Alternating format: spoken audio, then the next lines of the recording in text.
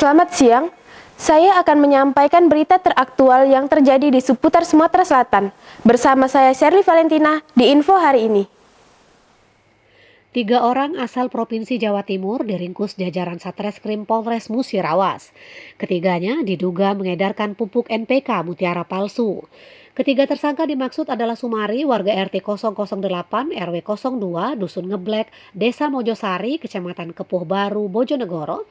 Kemudian Nurul Hadi, warga RT 11 RW 03 Desa Woro, Kecamatan Kepuh Baru, Kabupaten Bojonegoro, dan Nur Yasin, warga Desa Jegrek, Kecamatan Modo, Kabupaten Lamongan.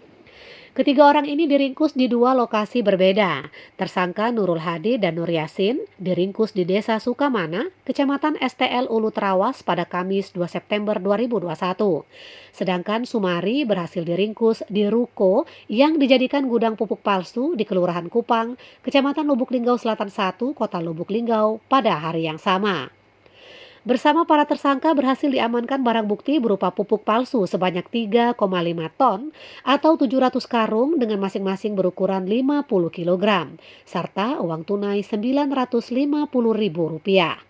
Kapolres Musirawas AKBP Efra Nedi didampingi Kabak Operasional Kompol Febi dan Kasat Reskrim AKP Alex Andrian dalam pers rilisnya di lokasi gudang pupuk di Desa Pedang menjelaskan kronologis terungkapnya peredaran pupuk palsu di wilayah hukum Polres Musirawas ini. Berawal pada Kamis 2 September 2021, anggota Satreskrim Polres Musirawas menerima laporan dari 2 petani di Desa Sukamana, masing-masing bernama Nur Hayati dan Rinu Hermawan, yang menyatakan mereka telah membeli pupuk palsu dengan merek Mutiara. Dari sinilah bisnis ketiga tersangka terbongkar dan kemudian dilakukan penangkapan.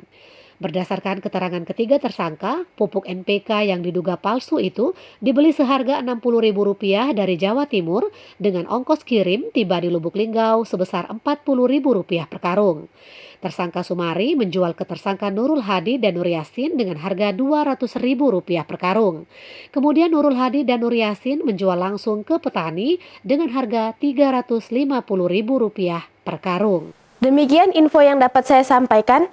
Saya Shirley Valentina dan segenap kru yang bertugas undur diri. Selamat siang, terima kasih.